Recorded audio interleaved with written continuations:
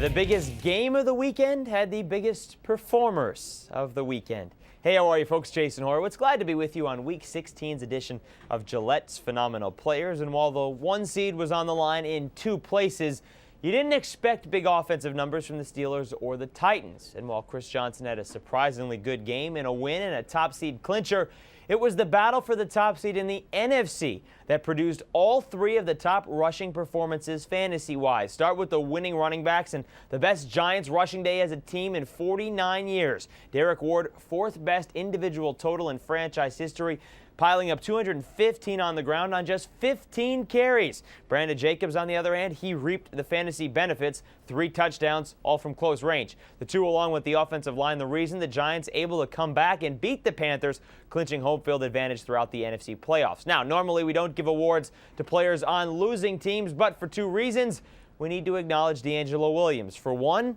he had 4 rushing touchdowns for the 2nd time this season, just the 8th player in NFL history to do that. But for 2, one of those was more than 30 yards. His 6th rush of more than 30 yards on the year. That ties Jim Brown for the 2nd most all-time. The Hall of Famer also did it 7 times in a separate year. How about the surprise running back of the day and the best performance Sunday afternoon in a game that people outside the Buckeye State probably didn't care about? CEDRIC BENSON had career highs in the Bengals shutout win over the Browns. 171 yards on the ground, 38 rushes, all career highs for the former top 5 overall pick. Phillip Rivers was also a top 5 pick, and it's a shame that he's not going to the Pro Bowl because he certainly deserves to be, but he would be in the Fantasy Pro Bowl, and the Chargers, thanks in part to him again, have a chance to go to the playoffs. Rivers threw 4 touchdown passes. That's a career high, and also became the first quarterback, and the Chargers became the first team to win in Tampa Bay this season. 287 yards, no interceptions, not too shabby either.